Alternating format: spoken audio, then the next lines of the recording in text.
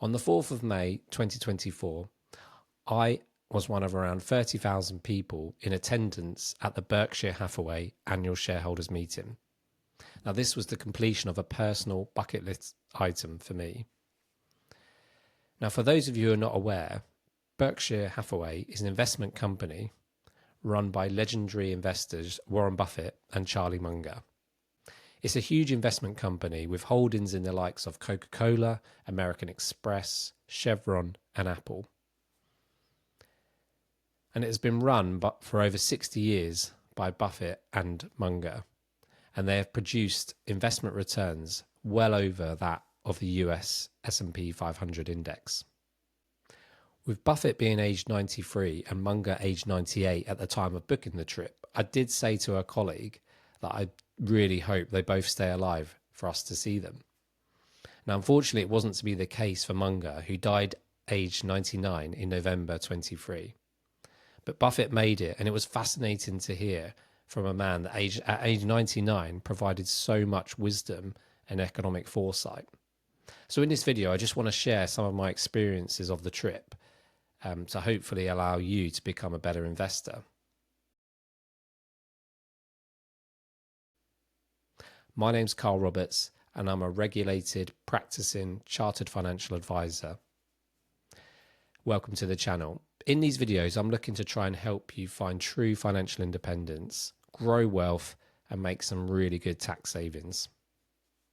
Attending the Berkshire Hathaway annual shareholders meeting is a chance to hear from Warren Buffett and other members of his senior management team take questions from shareholders. The event is always held at the CHI Health Center in Omaha, Nebraska, which is an indoor arena where you feel you should be watching a music concert rather than an investment Q&A session. Now, you may think holding such a big investment event in Omaha sounds a bit odd, but it's in fact the place where Buffett was born and has spent the majority of his life.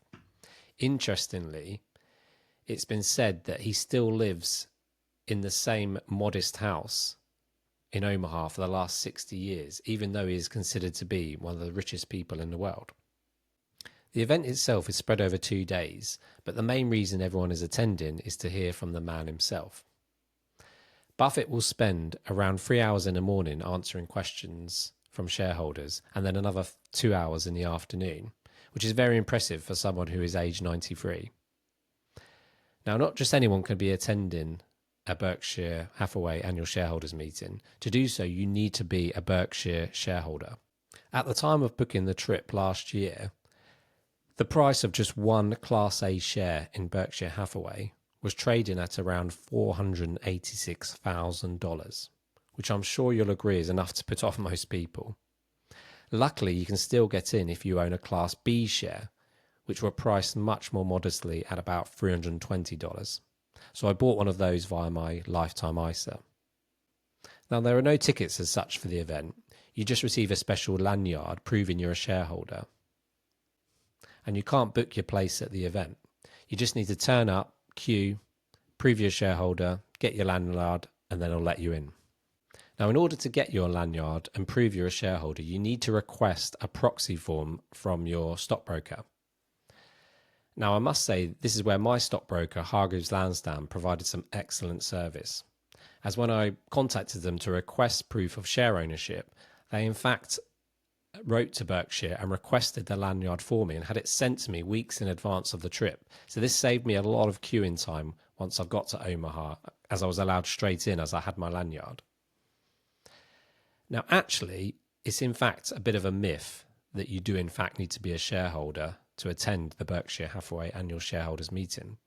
As the more research I did in advance of the trip, I found that you could in fact buy the lanyard on eBay in advance. Now, whether you can still be able to do this going forward, who knows? To get to the event, me and a few colleagues were travelling from London Heathrow to Omaha. Now, there were no direct flights to Omaha, so we had to fly to Chicago first and then get a connecting flight onto Omaha. We stayed in an Airbnb just around the corner from Warren Buffett's actual house, and went walking past it one night and was going to walk straight past it.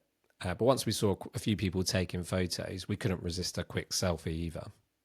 We stayed in Omaha for 5 days, and on our return trip, we had to fly back to Heathrow via Dallas. So in all, we spent time in 4 US states, with the extra one being the fact that we walked across the Missouri River in Omaha, which is a river that runs between the states of Nebraska and Iowa. So what did I learn from attending the Berkshire Hathaway annual shareholders meeting? Well, my main takeaway was the fact that there was so much love in the room. Everyone I met spoke so glowingly about Warren Buffett, and he really comes across as everyone's favourite grandpa. They say don't meet your heroes, but I can't imagine Buffett being anything other than one of the most kindest people you're going to meet. There was also a lot of love for Charlie Munger, especially from Buffett himself, and you could really hear and see just how much he meant to him. There was a very poignant video played at the start of the event which showed the history of Buffett and Munger working together, and it included some really funny clips of the times they'd been in sketches for famous TV shows like The Office and Desperate Housewives. Buffett is a very humble man, and he doesn't really take credit for anything.